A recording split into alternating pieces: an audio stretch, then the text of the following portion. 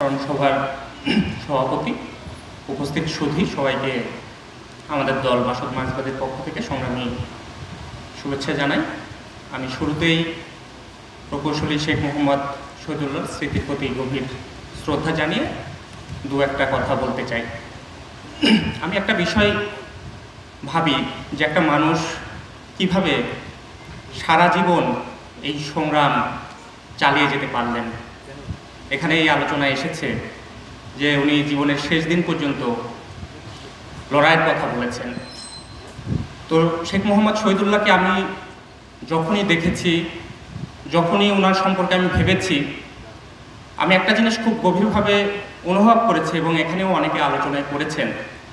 শেখ মোহাম্মদ শহীদুল্লাহর মানুষের প্রতি গভীর দরদবোধ ছিল, শোষিত মানুষের প্রতি গভীর দরদবোধ, এবং এটাই আমার কাছে একটা উৎসমূল মনে হয় যে কিভাবে একটা মানুষকে সারা জীবন তাড়িত করে যে সংগ্রাম করতে হবে, লড়াই করতে হবে, এবং তার জন্য তিনি সারা জীবন ছুটে বেরিয়েছেন মানুষের এই মুক্তির লড়াইয়ের জন্য। এই গভীর দরদবোধ আমাকে ভীষণভাবে আলোড়িত করেছে।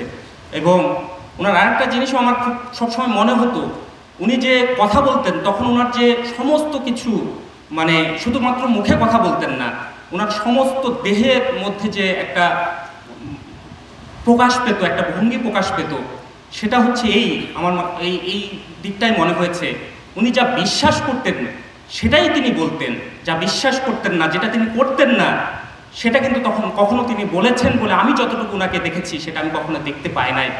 ফলে শেখ মোহাম্মদ শহীদুল্লাহর জীবন থেকে এই দুইটা শিক্ষা আমার কাছে খুব গুরুত্বপূর্ণ মনে হয়, গভীর দরদবোধ এবং বিশ্বাস, সেখান থেকে কাজ করে যাওয়া।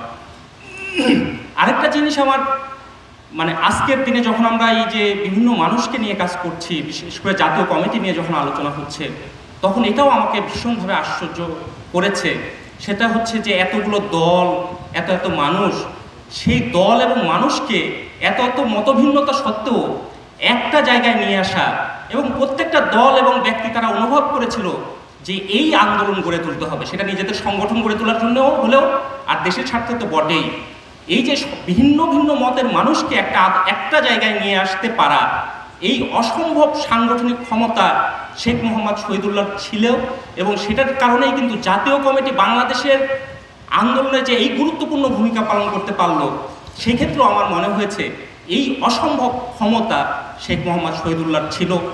এই শিক্ষা, এই দিকগুলোই আমার কাছে শেখ মোহাম্মদ শহীদুল্লাহকে যতবার দেখি, ওনার সম্পর্কে যতবারই আমি ভাবি, তখন এই দিকগুলো আমার কাছে ভীষণভাবে আমাকে আলোড়িত করে, এবং আমার মনে হয় যে এই শিক্ষা, এই বোধগুলো যদি আমরা না নিতে পারি, তাহলে আজকের দিনের যে প্রয়োজনীয়তা, সেই প্রয়োজনীয়তাকেও আমরা ধারণ করতে পারবো না। এই শিক্ষার সাথে সাথে আমাদের দায়বদ্ধতার কথা আসে। শেখ মোহাম্মদ শহীদুল্লাহকে স্মরণ করার প্রয়োজন আমাদেরই। শেখ মোহাম্মদ শহীদুল্লাহ আজকে নাই, কিন্তু আমরা জানি যারা আমরা আজকে সমাজের পরিবর্তন চাই, সেই মানুষটা যদি সত্যিকার অর্থে সমাজ পরিবর্তন করতে হয়, তার জন্যই শেখ মোহাম্মদ শহীদুল্লাহকে বাঁচিয়ে রাখতে হবে। শেখ মোহাম্মদ শহীদুল্লাহকে বারে বারে আমাদেরকে স্মরণ করতে হবে। সেই স্মরণ করার জায়গাটা বা সেই শিক্ষাটা আমাদের আজকের প্রজন্মের কাছে নিয়ে যেতে হবে। সেই শিক্ষাটা হচ্ছে এই যে আজকের যে গণ অভ্যুত্থান হলো, এই গণ অভ্যুত্থানের মধ্য দিয়ে তাহলে আজকের করণীয় কি, সেটার মধ্য দিয়েই শেখ মোহাম্মদ শহীদুল্লাহকে যথার্থভাবে শ্রদ্ধা জানানো হয়, সম্মান জানানো হয়। সেটা হচ্ছে যে শেখ হাসিনা সরকারের পতন হয়েছে, কিন্তু যে ব্যবস্থা শেখ হাসিনাদের জন্ম দেয়, সেই ব্যবস্থার পতন হয় নাই। এবং অতীতের অনেক রক্তক্ষয়ী সংগ্রামের অভিজ্ঞতা আমাদের সামনে আছে যে স্বেচ্ছাচারী শক্তির পরাজয় হয়েছে গণ আন্দোলনের মধ্য দিয়ে, কিন্তু গণ আন্দোলনের যে আকাঙ্ক্ষা, সেটা বারে বারে ভুলণ্ঠিত হয়েছে। তাহলে আজকে যে গণ আন্দোলনের যে চেতনা, যে গণতান্ত্রিক আকাঙ্ক্ষা তৈরি হয়েছে, সেই চেতনাও কি ভুলণ্ঠিত হবে? আমরা মনে করি সেই চেতনা কোনোভাবে ভুলণ্ঠিত হতে দেওয়া যাবে না।